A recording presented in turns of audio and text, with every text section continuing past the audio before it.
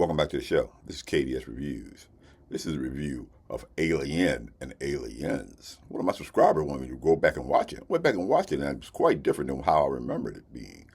Now, this movie stars Sigourney Weaver, Yaphet Kotto, and Tom Skerritt, and it's directed by Ridley Scott, one of the best directors that there ever was. It tells the story of this mining crew on their way back to Earth, and then they come across this signal from this planet.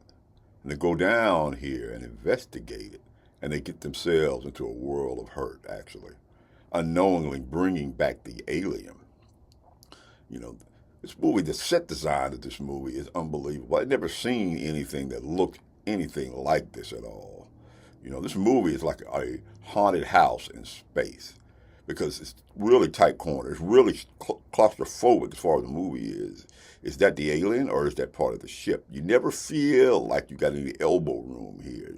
You know, it's really tight and they're really close in on them a lot. Now, the movie has a lot of iconic scenes in it, like John Hurt scene here with the chest burster scene. I mean, I remember when I saw that in the theater, everybody in the theater like screamed out loud when an alien came busting out of his chest. Now, even the actors didn't know the extent of how this was going to look. They didn't know that all this blood was going to come gushing out of his chest. So the reaction that you see on screen is the real reaction. Then there's the face hugger. I don't know who came up with that idea. I mean, that just is spooky enough alone, all by itself, the way it tightens around the neck right here. Now, the alien creature was designed by H.R. Geiger. You know, a lot of other movies since then have copied that look, but this original look right here is unbelievable. I even think that Predator, in a way, kind of almost copied this right here. And then there's Ian Holmes in the movie. You know, we didn't realize, we thought he was just part of the crew. We found out later on that he's an android programmed by the Weyland Corporation who goes off the rails. You know, it causes them all kinds of problems. Now, this movie to me right here was really, really spooky. I mean, really spooky. I remember when I first saw the movie, the trailer for it didn't even show you anything. It was just the crack of the egg.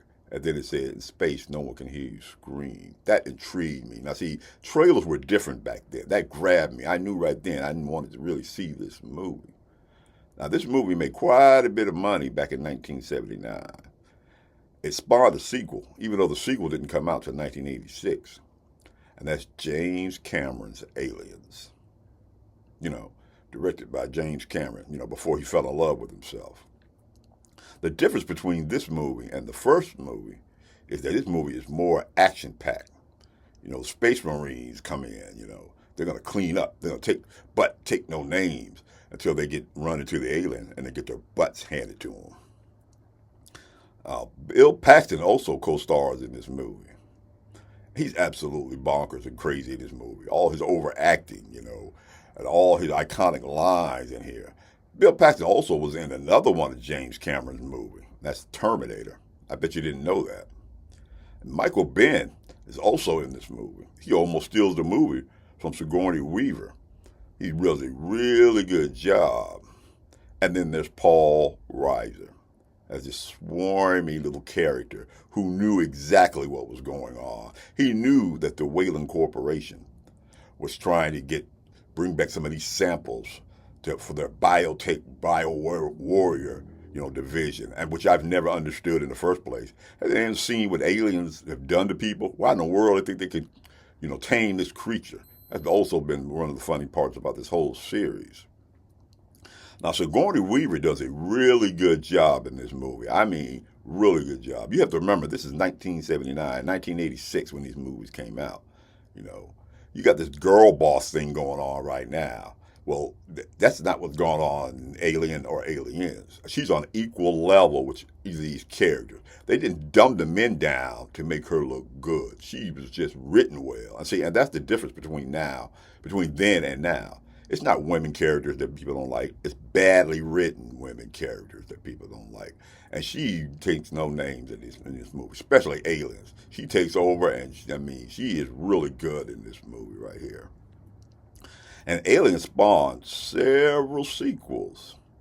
Some good, some bad, and then some that are awesome, like the awesome Alien Romulus that came out last year. If you haven't seen that, you really need to see that. This is a review of Alien and Aliens, and in my opinion, Aliens is one of the top 3 greatest sequels of all time. It's right up there with The Empire Strikes Back. This is KDS Reviews. And if you like this type of content, then like, subscribe, and share. What did you think of Alien or Aliens? I really highly suggest, if you haven't seen it in a while like me, rewatch it again, and you'll see just how good both of these movies is, especially Alien. Why don't you comment down below, tell me what you think. This is KDS Reviews, and I'll see you in the next video.